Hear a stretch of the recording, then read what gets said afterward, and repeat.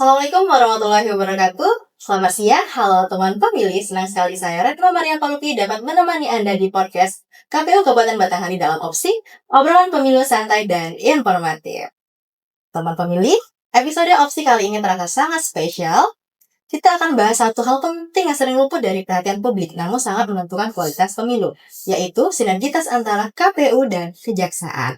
Telah hadir bersama kita dua narasumber yang sangat istimewa. Yang pertama ada Bapak Ahmad Halim selaku Ketua KPU Kabupaten Batanghari. Selamat datang Bapak. Ya, terima. Yang kedua ada Bapak Michael Yandi Panghutan Takubolon selaku Kepala Seksi Intelijen Kejaksaan Negeri Batanghari. Selamat datang Bapak. Terima kasih, Mbak. Baik, teman pemilih, yang pertama kita persilakan kepada dua narasumber kita yang luar biasa untuk memperkenalkan diri secara singkat. Kita mulai dari Bapak Ketua KPU Kabupaten Batanghari. Silakan Bapak Ahmad Halim. Ya, teman pemilih, perkenalkan nama saya Ahmad Halim, Ketua KPU Kabupaten Batanghari periode 2023-2028. Saya sekaligus sebagai Ketua Divisi Keuangan, Umum dan Logistik. Ini juga menjadi divisi yang eksekutif. Jadi jabatan ketua itu langsung di sisi keuangan, umum dan logistik. Oke, baik. Selanjutnya saya beralih ke Pak Michael. Silakan Pak Michael. Terima kasih Mbak. Selamat siang teman pemilih. Perkenalkan saya Michael Yandi Panghutan Takubolon. Saat ini saya bertugas di Kejaksaan Negeri Batanghari sebagai Kepala Seksi Intelijen. Baik, Bapak-bapak narasumber, kita mulai dari gambaran besarnya terlebih dahulu nih.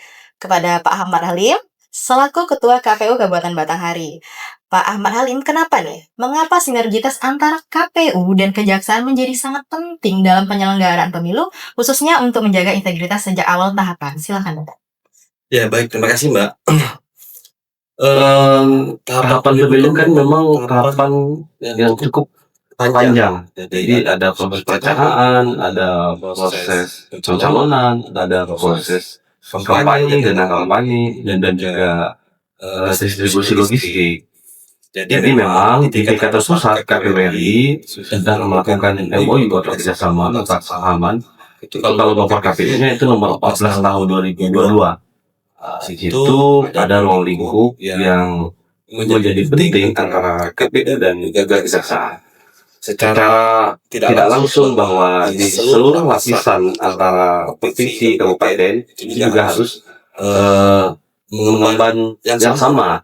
Tentunya tidak ada MOU di tingkatan kabupaten dan provinsi. Jadi apa disampaikan Pak Michael bahwa eksekusi itu berlaku hierarki. Jadi KPU kabupaten juga harus menyesuaikan untuk melakukan koordinasi dengan pihak Kejaksaan.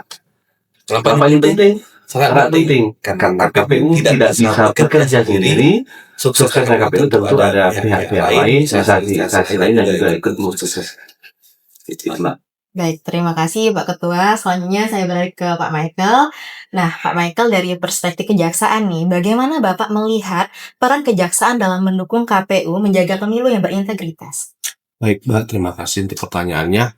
Tentunya kembali lagi yang disampaikan Pak Ketua KPU tadi terkait Kejaksaan pemilu ini didasari oleh adanya perjanjian bersama KPU RI bersama Kejaksaan Agung.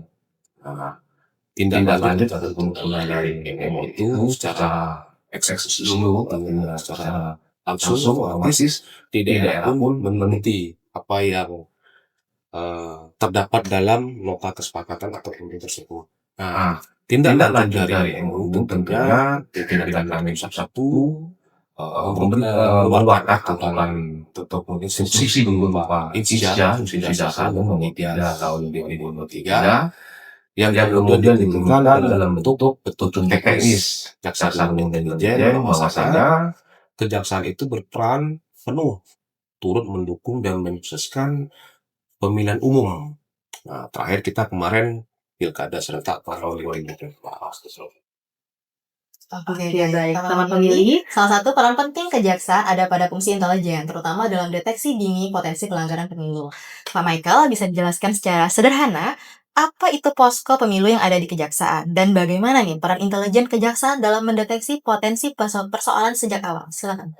Baik, Mbak, pertanyaannya saya lanjutkan lagi. Jadi kelanjutan dari deteksi tadi tentunya itu juga dijelaskan bahwasanya untuk mendukung dan mensukseskan pemilu tahun 2024 dan nanti jaksa juga diarahkan ataupun dicatatkan untuk membuat posko pemilu.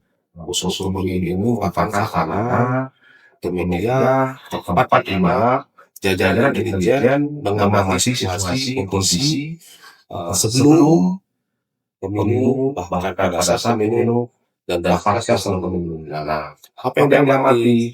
Ya, potensi-potensi ancaman dan tantangan yang harus dideteksi. Nah, agar hari-hari tersebut jangan sampai nanti mengganggu stabilitas jalannya pemilu. Posko tadi juga sebagai tempat menerima berbagai laporan pengaduan dari masyarakat ketika mungkin di lapangan dilihat ada indikasi-indikasi yang akan mengganggu stabilitas pilkada. Kemudian sebagai bank data intelijen. Bank data intelijen ini artinya apa?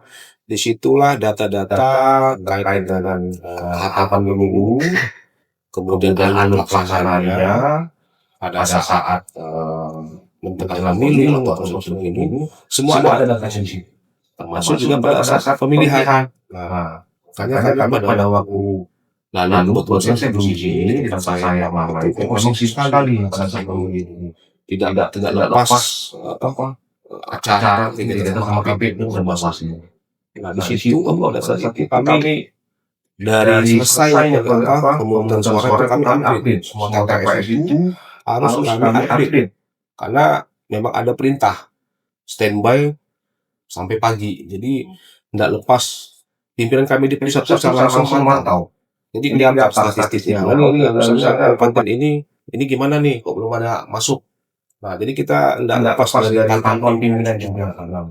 Artinya memang form kisah ya yang dari hukum itu memang kami dapatkan. Jadi tidak dari orang. Jadi form itu memang harus kami dapat di tiap TPS itu dengan begitu banyaknya TPS di tempat saya itu dan memang berhasil. Artinya memang secara skala hitungan KPP sama kita tidak leset.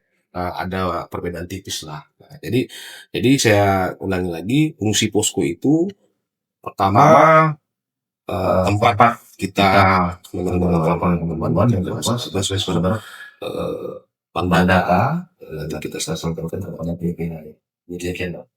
Oke, baik. Nah, dari pengalaman Bapak yang Bapak ceritakan tadi nih, Pak, apakah menurut Bapak deteksi dini ini lebih banyak berfungsi sebagai pencegahan kah? Atau justru menemukan persoalan yang sudah berjalan, Pak? Baik, kembali lagi kepada fungsi intelijen dalam pemilu. Intelijen jaksa itu merupakan intelijen yang berdasarkan hukum di bidang ideologi politik, ekonomi, sosial, dan sosial apa. Nah, di KPU kita berarti menggunakan fungsi politik ya, tergantung institusi. Nah, artinya kita lebih mengutamakan pencegahan, deteksi dini. Kita melihat situasi di lapangan. Nah, untuk mengetahui situasi di lapangan kita tidak bisa bergerak sendiri. Biasanya kami itu berkomunikasi dengan intelijen yang lain. Karena di setiap daerah itu pasti ada namanya komunitas intelijen daerah. Di situ ada intelijen polisi, intelijen kejaksaan, intelijen kodim, seperti itu, sama intelijen baris. Jadi situasi pada saat mau pemilihan, setelah pemilihan, itu harus diajukan. Bisa saja mungkin di suatu itu ada indikasi perbuatan segala macam, harus kita cepat kita deteksi supaya jangan terjadi perbuatan yang ataupun tindakan yang dapat menggagalkan jalannya. Jadi pakai itu pencegahan seperti itu. Baik, luar biasa sekali nih ya teman pemilih. terkait peran kejaksaan dalam mendeteksi potensi pelanggaran saat penyelenggaraan pemilu berlangsung. Nah, sekarang saya ingin beralih ke Pak Ahmad Halim nih. Nah, Pak, bagaimana dari sisi KPU-nya nih, seberapa penting koordinasi sejak awal dengan kejaksaan dalam mencegah potensi pelanggaran pemilu? Silakan, Pak. Baik, terima kasih, Mbak. Di ruang lingkup MUU antara KPU dan kejaksaan, tentu di salah satu poinnya adalah pertukaran dan pemanfaatan data dan informasi. Nah, di sini juga di setiap tahapan yang dilakukan oleh KPU, kalau di pilkada kemarin di PKPU 2 tahun 2024, bahwa informasi, kemudian pemanfaatan data, kita selalu berkoordinasi ke kejaksaan melalui Dirjen kami bidang intelijen. Itu terkait dengan tahapan pemrograman data, kemudian terkait dengan jumlah titik, itu juga kita berkoordinasi. Apalagi terkait dengan kegiatan pleno, jumlah pemilihan berjenjang kita mengenai baik di tingkatan kecamatan dan kabupaten. Kemudian yang tidak kalah pentingnya bahwa dalam proses logistik, ini juga sangat penting. Kenapa logistik? KPU punya slogan bahwa logistik ini tepat waktu. Nah, ini juga sangat penting. Tentu kami dalam proses pengecekan, kemudian monitoring, kami juga melibatkan dalam hal ini salah satunya adalah pihak kejaksaan untuk memastikan bahwa sipil yang didapatkan itu sesuai dengan gambaran yang sudah diberikan. Maka dalam proses logistik kami bersama pihak kejaksaan juga ikut turun untuk memastikan itu. Kapan pergeseran dari perusahaan, kapan kami KPU mendistribusikan di tingkatan desa, itu juga kami informasikan supaya hal-hal yang tidak kita inginkan itu sudah kita deteksi sejak awal. Dalam hal ini KPU bersama kejaksaan intelijen. Itu, Mbak. Oke, baik. Nah, teman pemilih, agar kita nggak tegang-tegang banget nih, sesuai podcast kita, opsi, agar suasananya makin cair dan santai, maka kita akan masuk ke segmen khas opsi, yaitu pilih opsi cepat. Nah, di sini Pak ada game sedikit ya Pak. Jadi aturannya sederhana nih, Pak Ahmad Halim dan Pak Michael. Jadi saya akan menyebutkan 2 opsi, silakan Bapak menjawab secara bersamaan. Pilihannya satu, jawabnya secara cepat ya Pak. Misalnya saya kasih opsi pidana atau perdata. Nah, jawabnya cepat gitu ya Pak. Oke, siap ya Bapak-bapak ya? Siap. Oke, baik, bisa kita mulai ya. Balik layar atau lapangan? Lapangan. Mencegah atau menindak? Mencegah. Data intelijen atau laporan masyarakat? Laporan masyarakat. Laporan masyarakat. Koordinasi cepat atau prosedur lengkap? Sudah lengkap. Cermat atau tegas? Tegas. Jaga jarak atau ambil sikap? Bersikap. Ambil sikap. Resiko kecil berulang atau resiko besar hanya sekali? Risiko besar sekali. Risiko besar. Membaca tanda atau menunggu kejadian? Membaca tanda. Cepat atau tepat? Tepat. Janji atau bukti? Bukti. Oke, tepuk tangan itu para narasumber kita yang bergabung hari ini. Menarik sekali nih jawabannya nih. Tadi bilang opsi yang pertama ya, waktu saya memberikan opsi balik layar atau lapangan, Bapak sama-sama menjawab lapangan ya. Nah, bisa dijelaskan ya alasannya kenapa Bapak menjawabnya lapangan? Ke Pak Michael dulu. Baik. Kenapa saya menjawab lapangan? Artinya konsep lapangan ini kan kita bisa melihat secara langsung nih. Lapangan ini ya langsung tempat yang terbuka. Di dalam pun kalau memang itu lapangan definisinya pasti tempat ya. Tempat terbuka itu. Nah, kenapa soal lapangan? Di lapangan ini kita bisa melihat segala sesuatu yang terjadi. Baik itu mungkin situasi, kondisi, waktu, dan tempat. Dan kita juga bisa langsung bukti. Buktinya di lapangan seperti ini. Nah itu. Jadi dengan lapangan kita bisa melihat secara objektif, dan secara pasti. Jadi kita tidak mudah-mudah. Jadi kita bisa lihat terang dengan jelas. Jadi real semuanya ya? Real, tidak ada yang ditutupin. Karena kalau kita tidak turun ke lapangan hanya mendengarkan istilah dari orang sampaikan seperti ini, kita masih ragu. Tapi kalau kita sudah turun ke lapangan, dengan hal langsung, kita sudah tahu nih pada langsung Kalau intelijen kan dia harus menganalisa lapangan. Menganalisa mengolah baru menyimpulkan. Baru bisa sampaikan pada user kita bahwa lapangan seperti ini. Keliru yang informasi itulah kalau ini bagian Mbak. Ya baik, menarik nih. Ya. Kalau Pak Ahmad Halim sendiri, kenapa nih Pak lebih milih di lapangan ketimbang balik layar? Singkat ya, bahwa kita melihat langsung. Itu pertama, kemudian yang kedua, jadi kita bisa mengambil langkah secara tepat.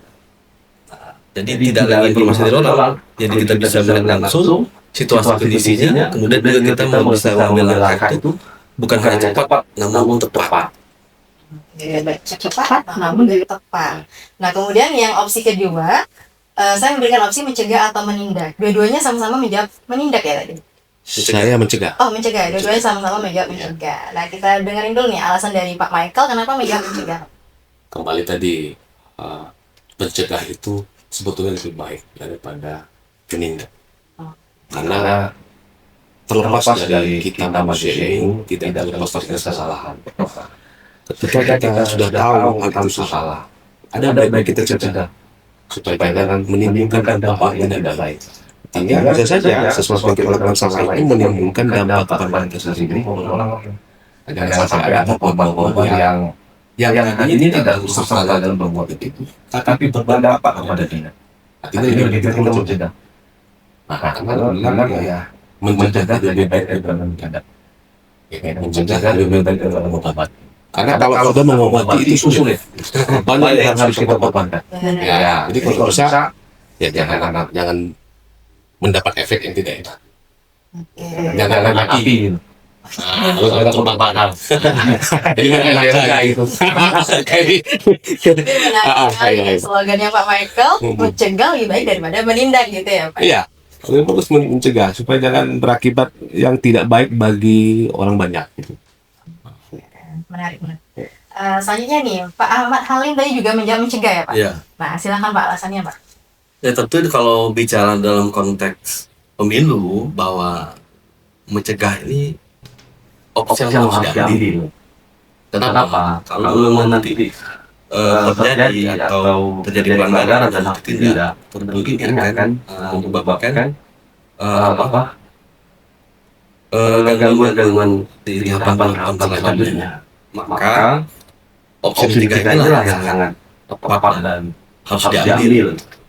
Maka karena juga mungkin dalam sisi hukum koordinasi dengan pihak kejaksaan. Untuk apa? Untuk salah satunya mencegah terjadinya tidak pidana yang terjadi di tingkatan kecamatan maupun desa. Itu Mbak. Oke, baik. Nah, selanjutnya kita ke opsi yang ketiga tadi ya. Saya memberikan opsi data intelijen atau laporan masyarakat. Ini menarik juga, dua-duanya sama-sama menjawab laporan masyarakat. Ini saya ke Pak Michael dulu ya. Walaupun Pak Michael ini membidangi kasus intelijen kejaksaan, tapi beliau lebih memilih laporan masyarakat ketimbang data intelijen. Kenapa nih Pak alasannya Pak? Jadi begini, kembali tadi pada konsep intelijen tadi, kita ini mendeteksi ancaman gangguan kedatangan. Itu bisa kita lihat dari situasi yang ada, ya kan? Kalau tadi pilihan yang pertama itu adalah intelijen, data intelijen tentunya sangat luas.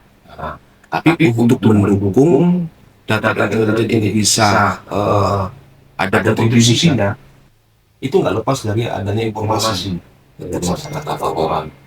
Maka saya bilang tadi, intelijen ini hidupnya di lapangan.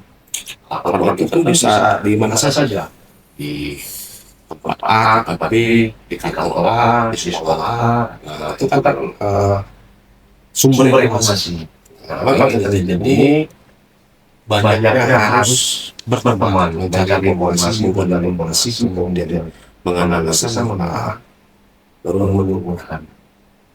Ini laporan masyarakat itu memang penting untuk mendukung data intelijen yang kami miliki. Bisa saja data intelijen yang kami miliki itu hanya sebatas persentase sekian, tapi dengan adanya laporan masyarakat itu lebih memantapkan data. Laporan masyarakat banyak. Misalnya di sana ada tindakan apa misalnya kan, pelanggaran pemilu, itu perlu data kami ini. Jadi banyak referensi kamu. Mereka lebih menggunakan lapangan. Karena situasi yang di lapangan itu yang lebih banyak mengontak itu masyarakat. Karena persoalan kami juga menggunakan bansos. Jadi tetap lebih mengutamakan laporan masyarakat, tapi tidak mengesampingkan data intelijen ya Pak? Tetap data intelijen memang sudah termasuk dalam perang studi mereka ini. Jadi sifatnya sesuatu informasi yang memanfaatkan. Ya kan, tidak ada informasi masuk. Kita masukkan ke produk mana ini? Dalam intelijen apakah ada sosial politik, masuk ekonomi, sosial budaya. Sektor intelijen itu berbentuk di bidang ideologi politik. Ideologi ini ya kayak agama, politik ya seperti ini, ekonomi ya seperti banyak tidak ada korupsi misalnya, sosial budaya banyak terkait budaya, hankam terkait agama. Jadi masing-masing pos-pos itu ada ini bisa berjalan dengan masyarakat. Iya. Oke, nah selanjutnya nih, Pak Ahmad Halim tadi juga menjawab laporan masyarakat. Kenapa? Ya, tentu kenapa laporan masyarakat, bahwa biasanya laporan masyarakat ini adalah orang-orang yang pertama biasanya. Kemudian melihat langsung atas kejadian, dan pelanggaran dan sebagainya. Kenapa saya pilih ini? Tentu ini akan menjadi penunjang awal informasi. Karena tidak ada intelijen. Nah, data intelijen juga secara umum ada beberapa intelijen Pak. Intelijen tentu data-data ini kan pihak kejaksaan, dari pihak Intel Polri, TNI, mereka juga mendapat informasi atau data bukan langsung diterima mentah-mentah, tapi tentu perlu dianalisa. Kenapa saya pilih orang masyarakat? Maka saya sampaikan di awal bahwa ini adalah mungkin orang pertama yang atau kemudian langsung kejadian, ataupun mereka yang merasakan langsung. Itu Mbak. Secara faktual gitu ya Pak? Iya. Oke, selanjutnya nih teman pemilih di opsi yang keempat tadi, saya memberikan opsi koordinasi cepat atau prosedur lengkap. Dua-duanya menjawab apa tadi ya? Prosedur lengkap ya? Iya. Apa tadi yang pertama? Koordinasi cepat atau prosedur lengkap? Prosedur lengkap. Oh, prosedur lengkap. Oke. Saya tanya ke Pak Michael terlebih dulu Pak. Silakan. Prosedur. Ya, kalau kita bicara prosedur tentunya itu tidak terlepas dari namanya standar operasional. Artinya tahapan-tahapan. Karena apa? Setiap tahapan itu itu saling berkaitan. Kalau tahapan 1 kita lakukan tahapan ketiga, pasti nanti ada cerita yang putus. Sama halnya dengan penanganan perkara, itu harus jelas. Harus bisa kita cari permasalahannya apa, buktinya apa.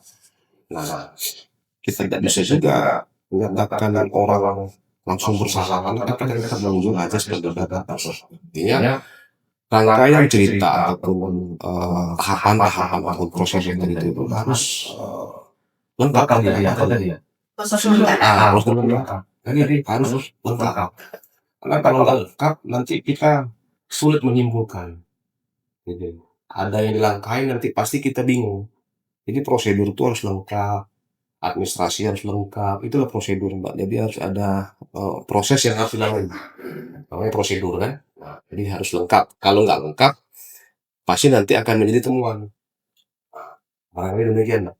Oke, baik. Nah, kalau Pak Halim tadi Pak, antara koordinasi cepat atau prosedur lengkap, Bapak memilih yang mana tadi? Koordinasi. Koordinasi cepat ya? Oke, berbeda nih pilihan Pak Halim sama Pak Michael. Kenapa Pak memilih koordinasi cepat? Tapi tetap prosedur juga harus lengkap, Iya, nih, pasti. Pak Astel.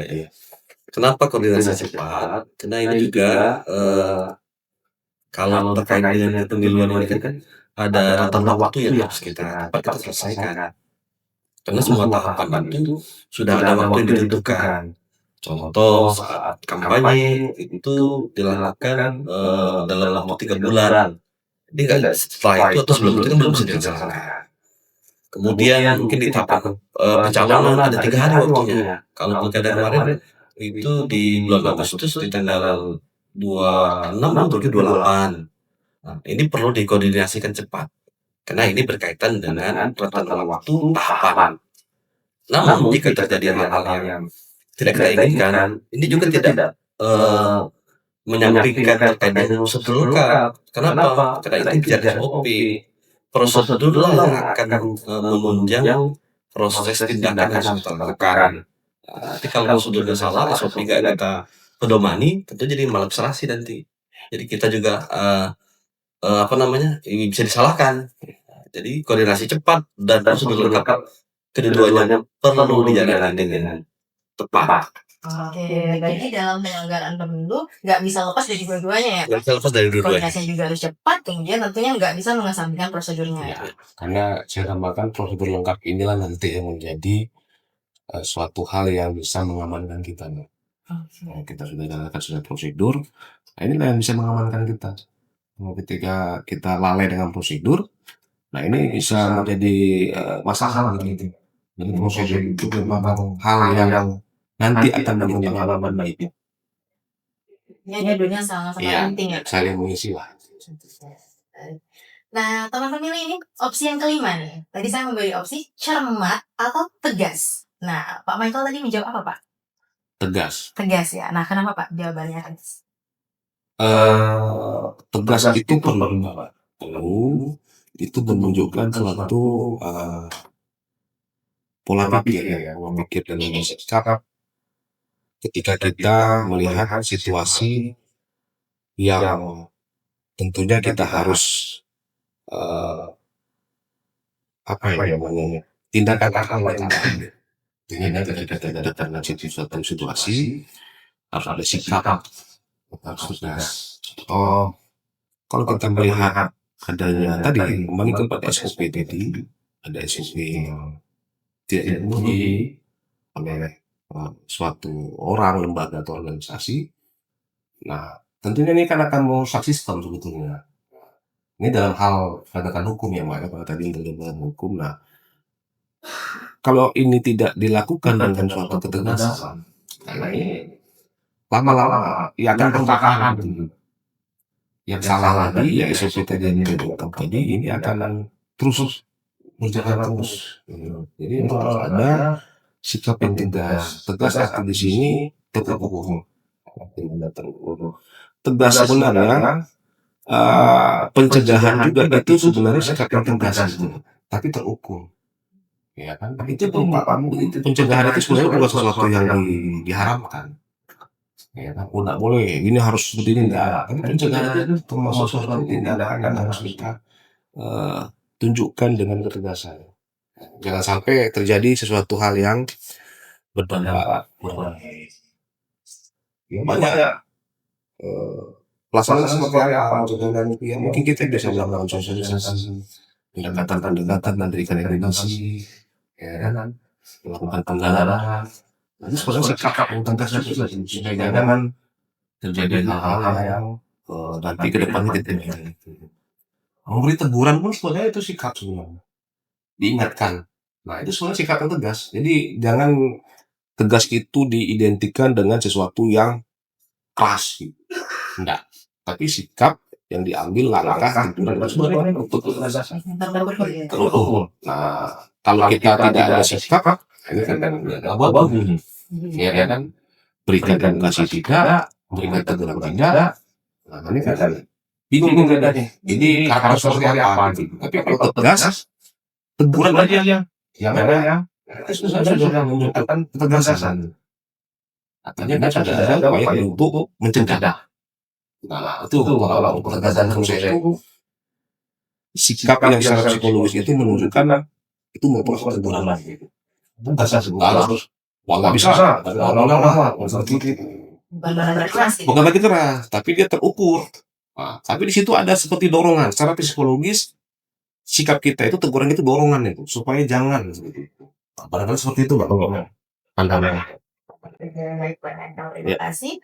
Selanjutnya Pak Ahmad Halim nih, antara cermat atau tegas, Pak? Sama-sama Pak Michael bahwa kita juga harus tegas. Kenapa harus tegas? Bahwa dalam persoalan pemilu semua harus berkepastian hukum. Nah, kepastian hukum inilah yang menjadi salah satu sikap yang harus tegas kita ambil. Kenapa yang tegas harus kita ambil? Karena semua yang kita ambil tentu berdasarkan pedoman, aturan, supaya ini berkepastian hukum.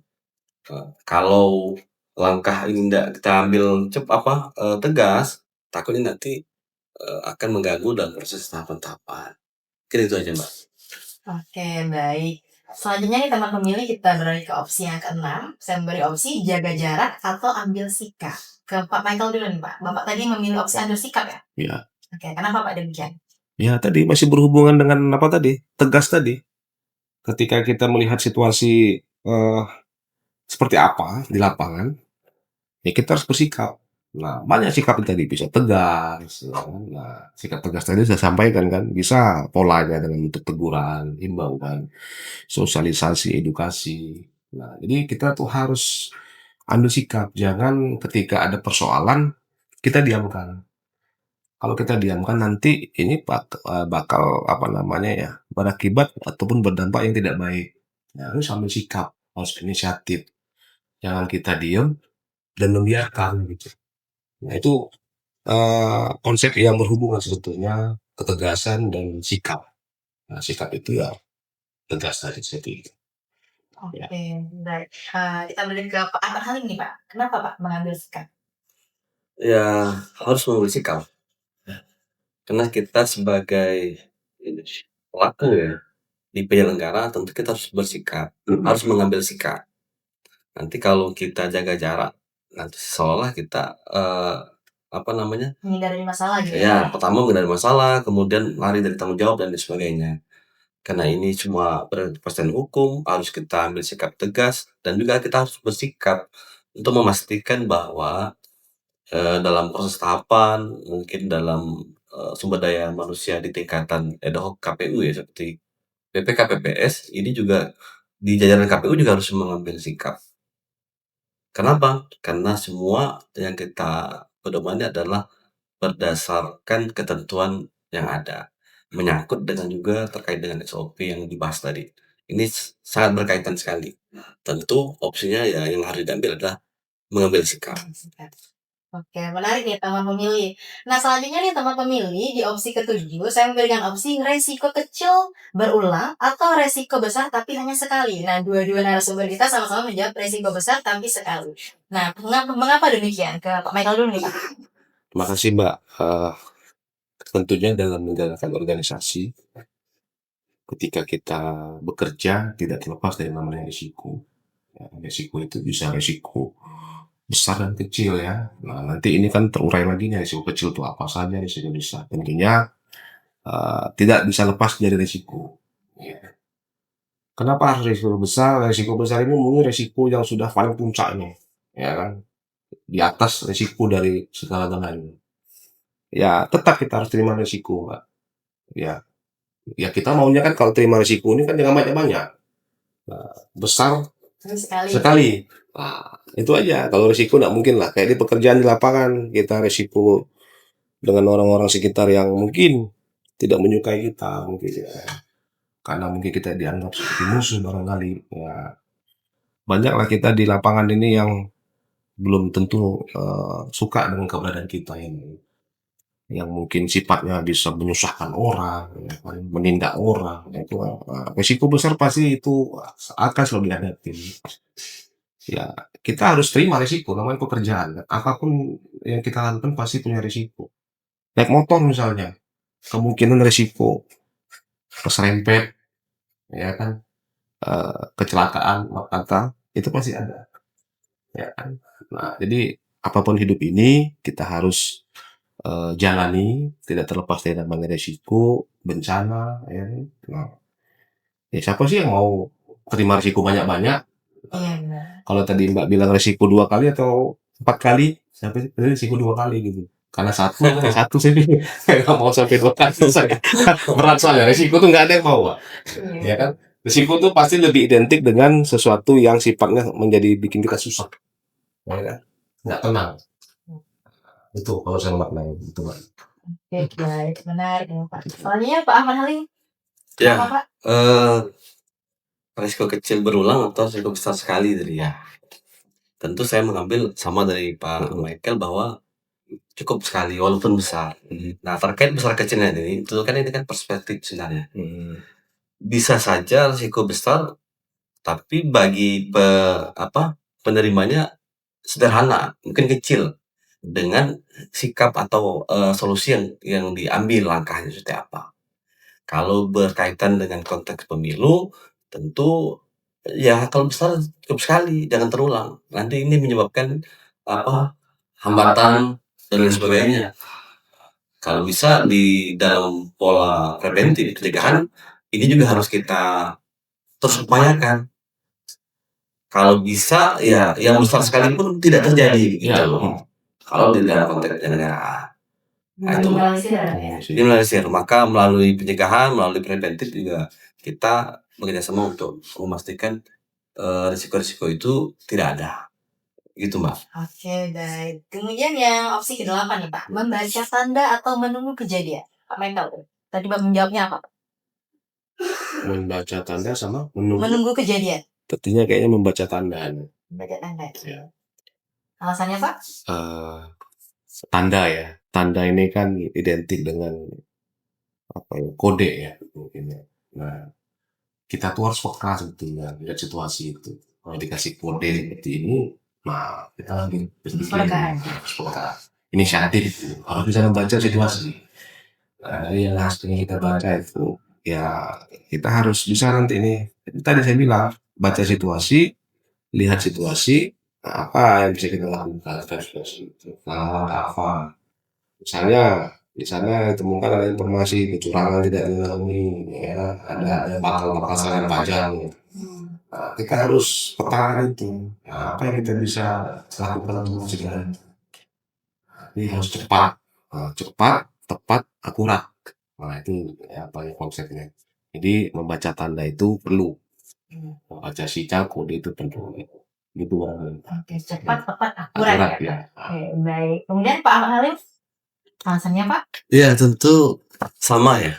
Tetap kita harus membaca tanda. Kenapa ini penting?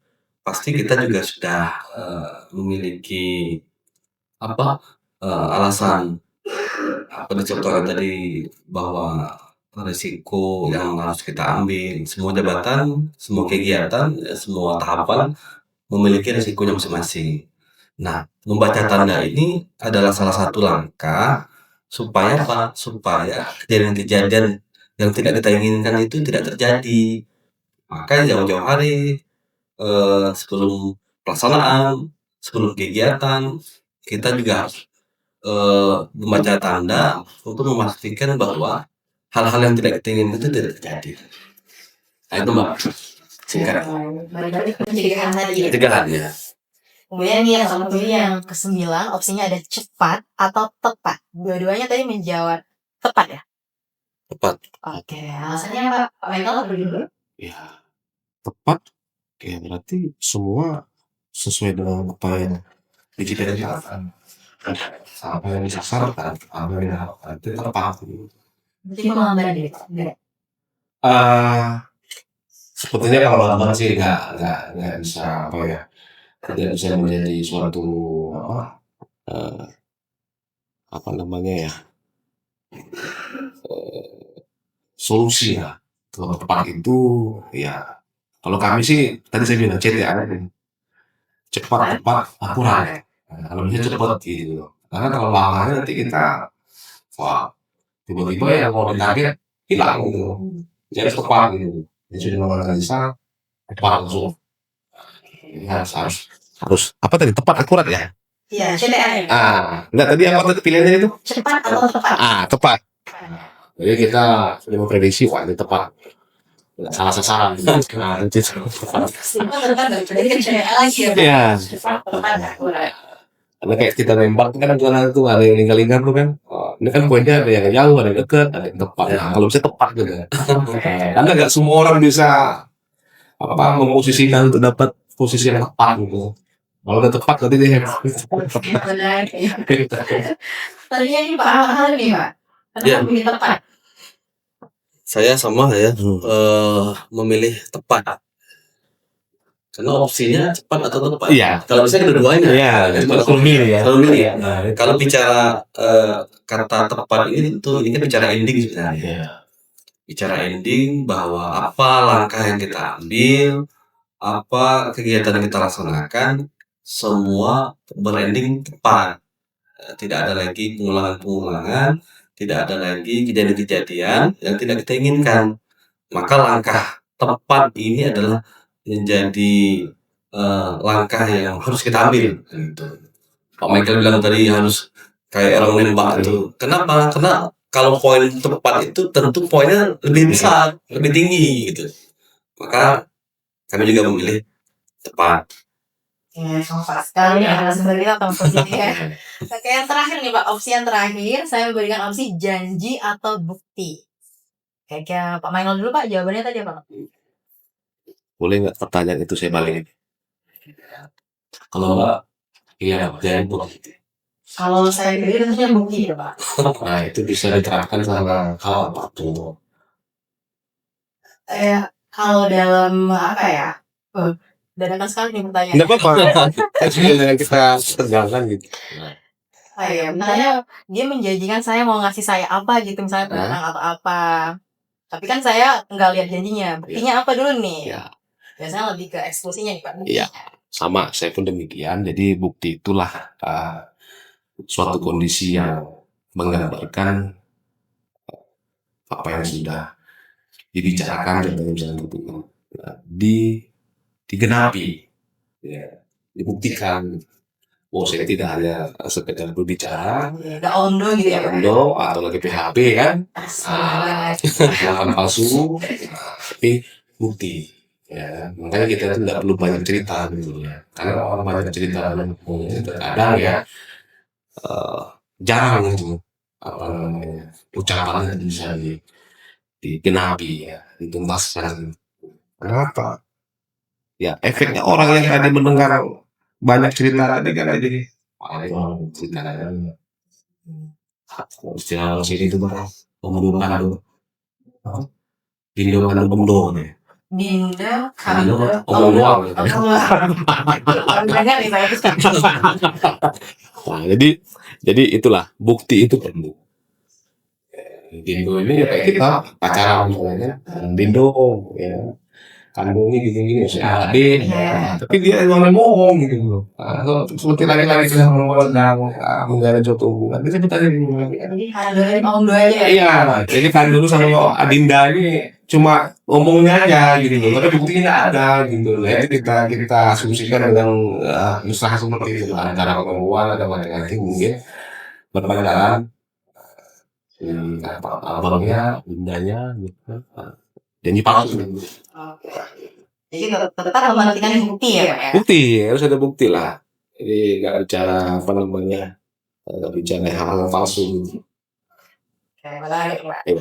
Kalau Pak Ketua nih, bagaimana Pak? Kenapa bukti? Ya, kembali ya, kalau bicara bukti ini kan sebuah kepercayaan sebenarnya. Kepercayaan seseorang terhadap dia dibuktikan dengan bukti. Jadi kalau bicara tadi ondo, nggak ada bukti, tidak ada kepercayaan akhirnya. Maka ini harus ditunjukkan dengan bukti. Nah, kalau bicara sesuai atau tidak, tentu kita yang bisa menilai. Karena bukti akan menunjukkan bahwa kita punya sikap, kita punya kepercayaan yang harus kita tampilkan bahwa dalam bukti ini kita memiliki trust di sisi lain. Itu aja Mbak. Oke, baik nih teman pemilu udah lengkap semua dari 10 opsi yang saya berikan dengan alasan-alasannya.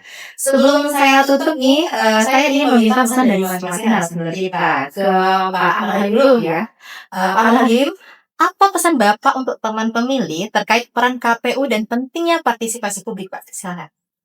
Ya baik, teman pemilih bahwa hari ini KPU berada di non tahapan pemilu maupun pilkada. Namun KPU juga punya tugas penting, kegiatan penting terkait kami juga melakukan pemutaran data berkelanjutan untuk memastikan bahwa masyarakat itu terdaftar di PDPB.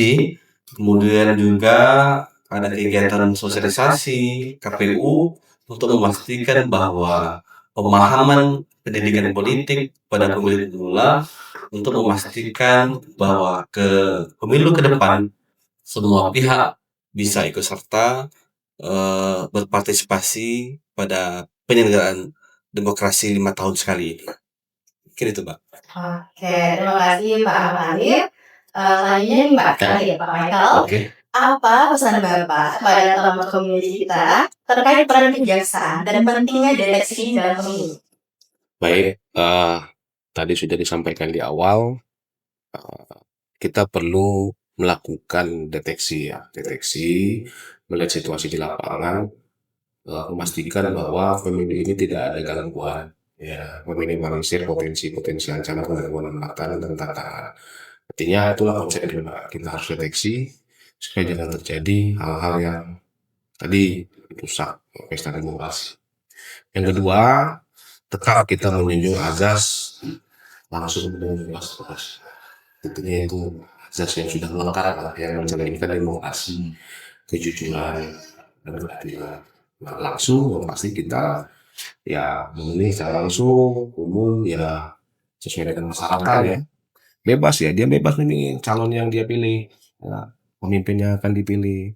Rahasia tentu pasti rahasia. Dan hanya dia yang tahu.